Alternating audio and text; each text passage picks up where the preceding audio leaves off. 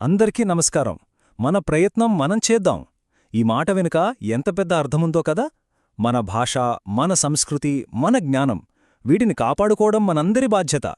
ఈరోజు ఆ జ్ఞానాన్ని మన చేతివీళ్ల దగ్గరికి తెచ్చే ఒక అద్భుతమైన అవకాశం గురించి మాట్లాడుకుందాం. అదేంటంటే 3500 ఉచిత తెలుగు పుస్తకాలతో ఒక పెద్ద డిజిటల్ లైబ్రరీని ఎలా మన సొంతం చేసుకోవాలో చూద్దాం. ఈ మాటలు వింటుంటేనే చాలా శక్తివంతంగా అనిపిస్తున్నాయి కదా. ఒక దేశాన్ని నాశనం చెయ్యాలంటే ముందు వాళ్ల విద్యావ్యవస్థను దెబ్బతీయాలి. అంటే వాళ్ల జ్ఞానమూలాలను పెకిలించేయాలి.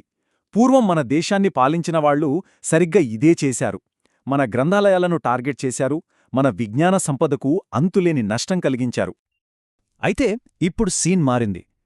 కోల్పోయిన ఆ జ్ఞాన సంపదను తిరిగి మనందరి దగ్గరికి తీసుకురావడానికి ఒక పెద్ద ప్రయత్నం మొదలైంది. టెక్నాలజీ సహాయంతో ఆ విజ్ఞాన నిధిని అందరికీ అందుబాటులోకి తెస్తున్న ఒక గొప్ప చొరవ ఇది. దాని గురించే ఇప్పుడు మనం వివరంగా తెలుసుకోబోతున్నాం. మరి ఈ అద్భుతమైన పని వెనుక ఎవరున్నారు? అదే ఉచిత గురుకుల విద్యా ఫౌండేషన్. భారత ప్రభుత్వం డిజిటలైజ్ చేసిన మన వేల కొద్ది పురాతన గ్రంథాలను మనందరి ఫోన్లలోకి తీసుకురావడానికి ఈ ఫౌండేషన్ ఒక వారధిలా పనిచేస్తోందన్నమాట. చూశారా, టెక్నాలజీని మన సంస్కృతిని కాపాడటానికి ఇంత అద్భుతంగా వాడుకోవచ్చు. ఒక్కసారి ఊహించుకోండి, ఒకప్పుడు రాజులు, పండితులు మాత్రమే చూడగలిగిన ఒక పెద్ద గ్రంథాలయం ఇప్పుడు మన అరచేతిలో, మన ఫోన్లో ఉంది.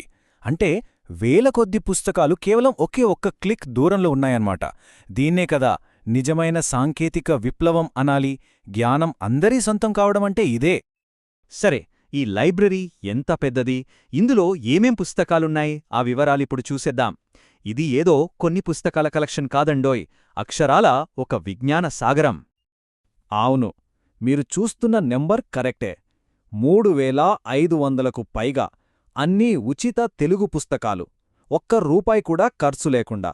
ఈ ఒక్క సంఖ్య చాలు ఈ ప్రయత్నమెంత గొప్పదో చెప్పటానికి. ఇది లైబ్రరీ అనడం కన్నా ఒక విజ్ఞాన విశ్వం అంటే కరెక్టేమో. చూడండి, వేదాలు, ఉపనిషత్తుల దగ్గర్నుంచి రామాయణ, మహాభారతం వరకు, పురాణాలు, చక్కటి కథల నుంచి మన మహానుభావుల జీవిత చరిత్రల వరకు, అంతేనా personality development, science, social awareness, ఇలా ఒకటా రెండా ఎన్నో అద్భుతమైన పుస్తకాలిక్కడున్నాయి. అంటే వయస్సుతో సంబంధం లేకుండా ఎవరికి ఏదిష్టమో అన్ని దొరికే ఒక పెద్ద విజ్ఞాన భాండాగారమిది. మరి ఈ అద్భుతమైన లైబ్రరీని యాక్సెస్ చేయడం ఎలా? చాలా అంటే చాలా సింపుల్. freegurukull.org అనే వెబ్సైట్కి వెళ్ళొచ్చు. లేదా ఇంకా సులభంగా ఉండాలంటే ప్లేస్టోర్ నుంచి ఫ్రీ గురుకుల్ అనే యాప్ను డౌన్లోడ్ చేసుకోవచ్చు. అంతే. సరే, యాప్ డౌన్లోడ్ చేసుకున్నాం లేదా వెబ్సైట్ ఓపెన్ చేశాం. తర్వాతేంటి? ఈ పుస్తకాలను పొందడం ఎలా? ప్రాసెస్ చాలా చాలా సులభం. ఎవరైనా సరే కొన్ని నిమిషాల్లోనే తమకు కావలసిన పుస్తకాన్ని డౌన్లోడ్ చేసేసుకోవచ్చు. ఆ స్టెప్స్ ఏంటో ఇప్పుడు చూద్దాం. చూడండి, మొత్తం ప్రాసెస్లో ఉన్నది 4 సింపుల్ స్టెప్స్. ఫస్ట్, ఒక పీడీఎఫ్ రీడర్ ఇన్స్టాల్ చేసుకోవాలి. తర్వాత మనకు కావలసిన పుస్తకాన్ని వెతకాలి. ఆ తర్వాత డౌన్లోడ్ బటన్పై క్లిక్ చేసి ఓపెన్ చేసి చదువుకోవటమే. ఇప్పుడు ఒక్కో స్టెప్ని వివరంగా చూద్దాం, ఓకేనా? సో మొదటి అడుగు, మన ఫోన్లో ఒక మంచి పీడీఎఫ్ రీడర్ ఉండాలి. చాలా ఉంటాయి, కానీ అడోబ్ అక్రోబాట్ రీడర్ అయితే బెస్ట్ ఎక్స్పీరియన్స్ ఇస్తుందని వాళ్లే చెప్తున్నారు. కాబట్టి ప్లేస్టోర్ నుంచి దాన్ని ఇన్స్టాల్ చేసుకుంటే పని ఈజీ అయిపోతుంది. ఇక పుస్తకాన్ని వెతకడానికి 2 పద్ధతులున్నాయి. మొదటిది, కేటగిరీల లిస్ట్ ఉంటుంది గదా, అందులో మనకు కావాల్సిన దానిపై క్లిక్ చేయటం.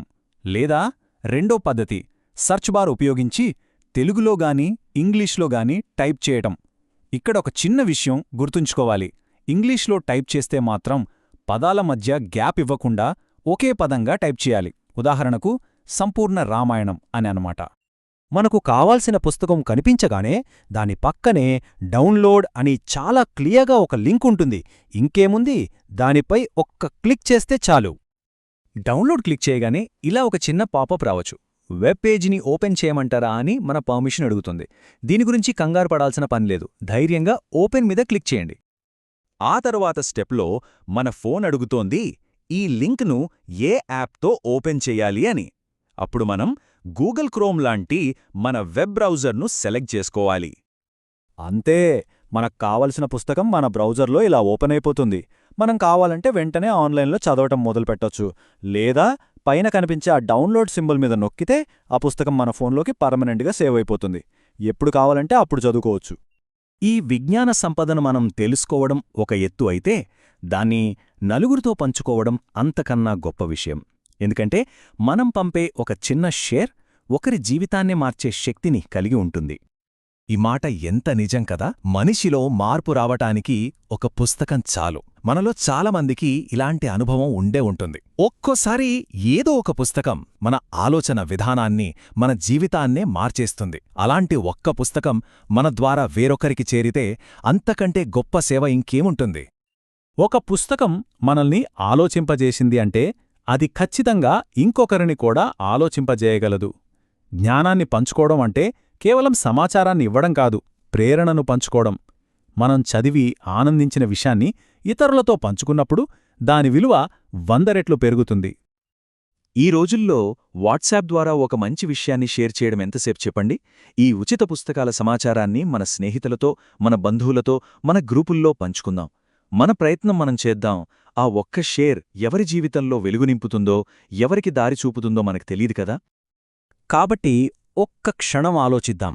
ఈ అద్భుతమైన ఉచిత పుస్తకాల లైబ్రరీ నుండి మనం పంచుకునే తర్వాతి పుస్తకం ఎవరి జీవితాన్ని మార్చబోతోంది, ఎవరికి ఒక కొత్త దారి చూపబోతోంది? ఆ గొప్ప మార్పుకు మనం కూడా ఒక కారణమవ్వొచ్చు.